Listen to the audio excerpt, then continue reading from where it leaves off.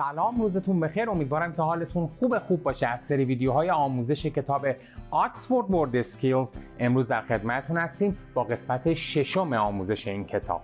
امیدوارم که از قسمت‌های قبلی لذت برده باشید و دیده باشینشون. اگر ندیدید من لینک پلیلیست قسمت‌های قبلی رو الان بالای صفحه میذارم. اگر دوست داشتید برید از قسمت اول شروع کنید به دیدن و ادامه بدید داستان رو. امروز قسمت ششم آکسفورد ورد اسکیلز رو با هم بررسی می‌کنیم. بی معطلی بریم سراغ ویدیوی امروز.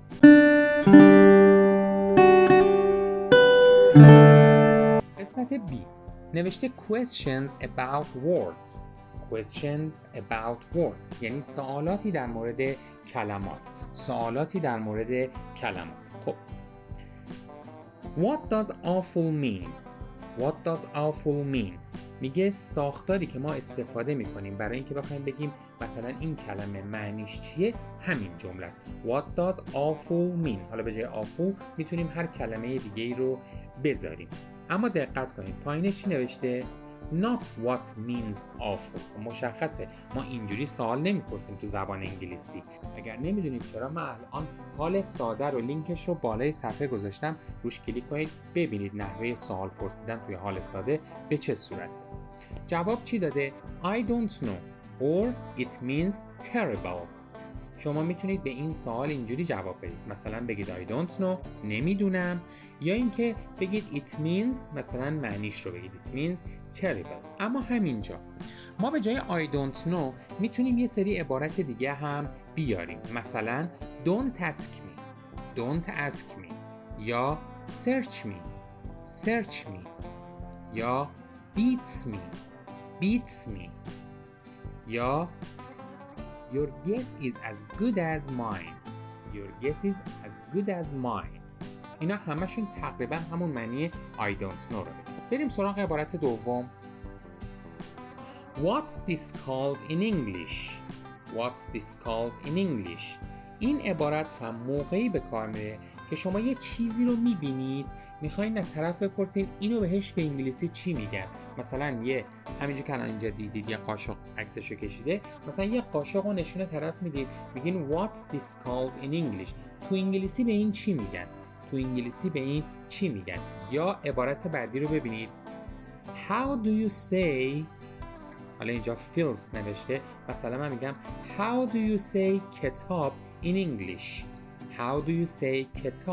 in English؟ مثلا یه دوستی دارید که هم انگلیسی بلده هم فارسی، بهش میگید How do you say کتاب in English؟ کتاب به انگلیسی بهش چی میگن؟ جواب چیه؟ I can't remember یادم نمیاد یا It's spoon این یه قاشقه. بریم سوال بعدی. Could you explain no vacancies؟ مثلا رفتید هتل ببینید پشت شیشه‌اش زده no vacancies، میخوای ببینید این چیه، از دوستتون پرسید Could you explain no vacancies؟ میشه برای من توضیح بدی که no vacancies یعنی چی؟ حواستون باشه نمیتونیم بگیم Could you explain me no vacancies؟ اینجا explain بعدش me نمیاد، میگیم Could you explain no vacancies؟ جوابش رو ببینیم. Yes, you see it in a hotel window. It means the hotel is full. There are no free rooms. No vacancy رو شما پشت شیشه هتل میبینید، مال موقعی که هتل پره و جای خالی نداره. سوال بعدی. What's the difference between hello and hi؟ این سوال هم در موقع‌هایی به کار میره که شما بخواید تفاوت دو تا چیز رو با هم ببینید. What's the difference between hello and hi؟ جواب The meaning is the same but hi is informal. میگه معنی‌ها یکیه ولی های غیر رسمیه. What's the opposite of big؟ میگه اپوزیت یا مخالف یا متضاد بیگ چیه؟ جواب small. پس اگه بخوایم متضاد یک کلمه رو بپرسیم سوالش به همین صورته. What is the opposite of اون کلمه؟ How do you pronounce TIE؟ TIE. این TIE رو چجوری تلفظ میکنید؟ وقتی تلفظ یک کلمه رو نمیدونید این سوال رو میپرسید. این TIE رو که همون تایه چجوری تلفظ میکنید؟ طرف جواب میده It's like my tie. It's like my tie. پس وقتی تلفظ یک کلمه رو نمیدونید باید به این سبک سوال بپرسید. It is pronounced like night. Is that right? Is that correct? وقتی یک کلمه رو باز تلفظش رو نمیدونید و مثلا یه تلفظی که به ذهنتون میرسه رو میگید، میخواید ببینید درسته یا نه. الان اینجا 8 رو من فکر میکنم تلفظش مثلا آیته. میام چی میگم؟ میگم It is pronounced like night. یعنی میگم این کلمه مثل نایت تلفظ میشه، درسته؟ طرف جواب میده No, that's wrong. Or that's not right. میگه نه این غلطه، درست نیست. It's pronounced like wait. Wait 8. Wait 8. میگه این مثل wait تلفظ میشه. Wait 8. و سوال آخر How do you spell apple? I'm not sure. Is it 1P or 2? How do you spell apple? I'm not sure. Is it 1P or 2? میگه اپل رو چجوری اسپل میکنیم؟ من مطمئن نیستم. یه پی داره یا 2 تا پی؟ جواب میده It's a double P L E.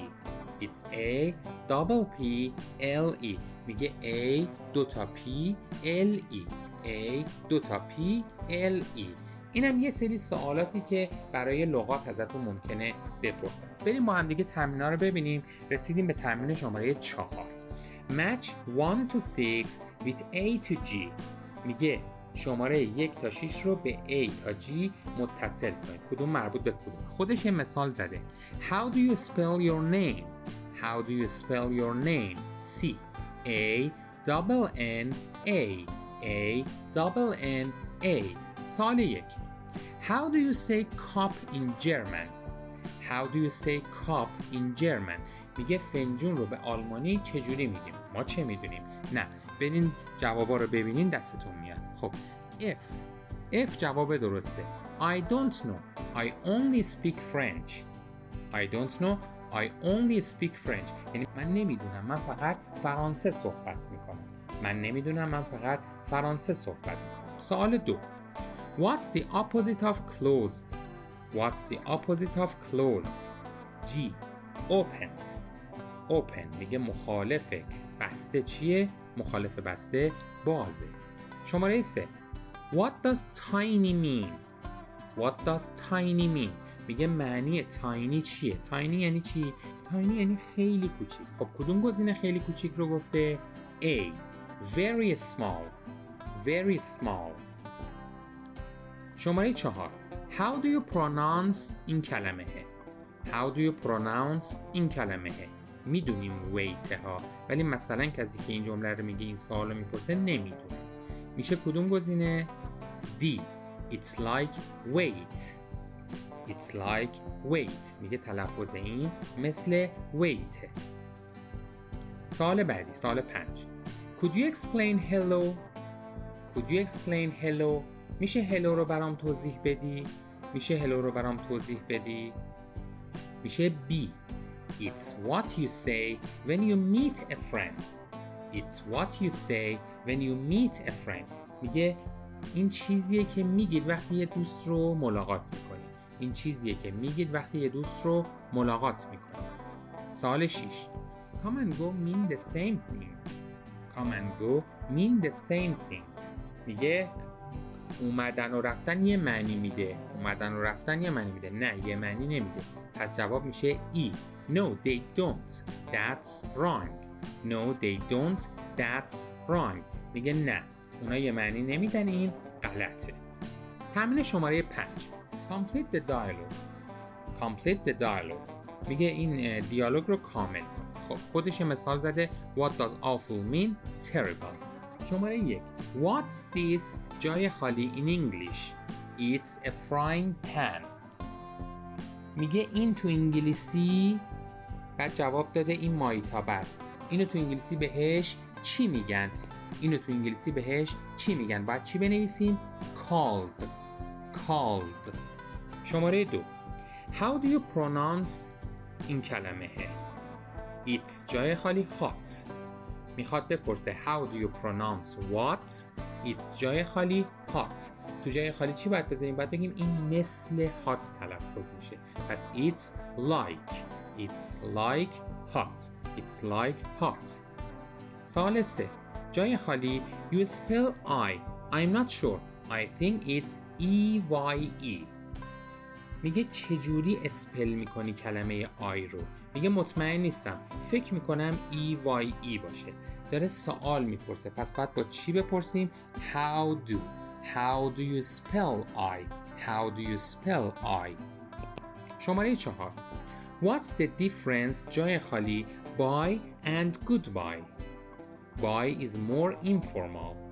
میگه تفاوت بین بای و گودبای چیه؟ جواب داده بای غیر رسمی تره. تفاوت بین کلمه‌ای که اینجا نیاورده و جا افتاده همون بینه، میشه between. توی جای خالی باید بنویسیم between. شماره 5. Pen is the same as pencil. Is that right? No, that's جای خالی. پن و پنسل یکی هن. درسته؟ میگه نه، اون غلطه. پس باید بنویسیم no that's wrong یا no that's not right.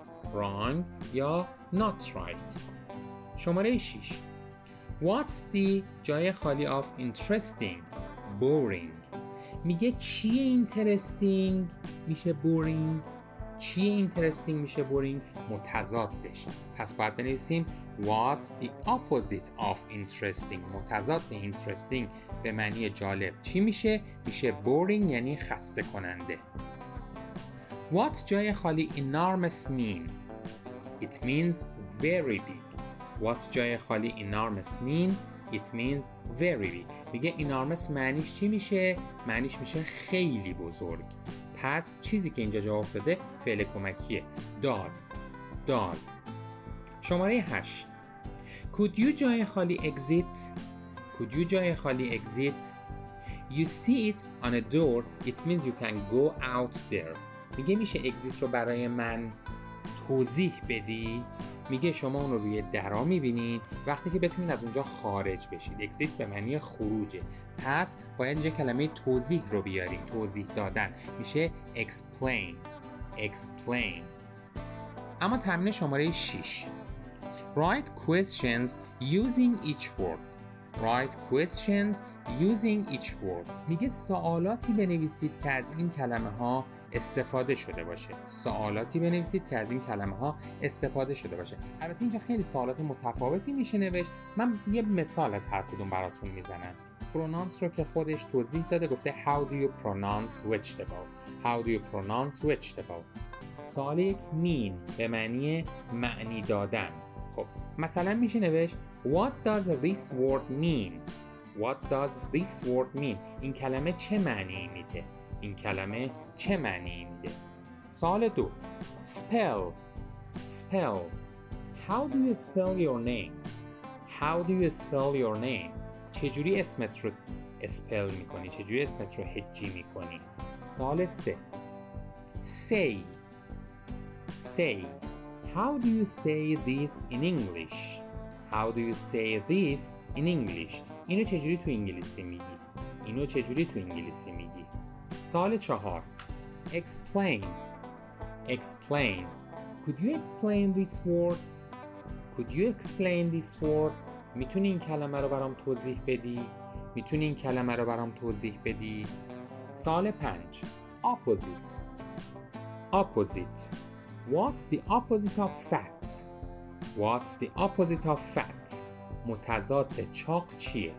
متضاد چاق چیه؟ و سوال 6 called. What's this called in English؟ اینو تو انگلیسی بهش چی میگن؟ یا تو انگلیسی اینو چی صدا میزنن؟ چی بهش میگن؟ خب اینم از ویدیوی امروز. امیدوارم که ازش لذت برده باشید. اگر ویدیو رو دوست داشتید لایک فراموشتون نشه، برای ما کامنت بذارید و اگر علاقه‌مند هستید به آموزش زبان انگلیسی لطفاً کانال من رو سابسکرایب کنید، اون زنگوله بغلش رو هم بزنید. بسیار ممنونتون میشم. روز و روزگارتون خوش. خدا نگهدارتون.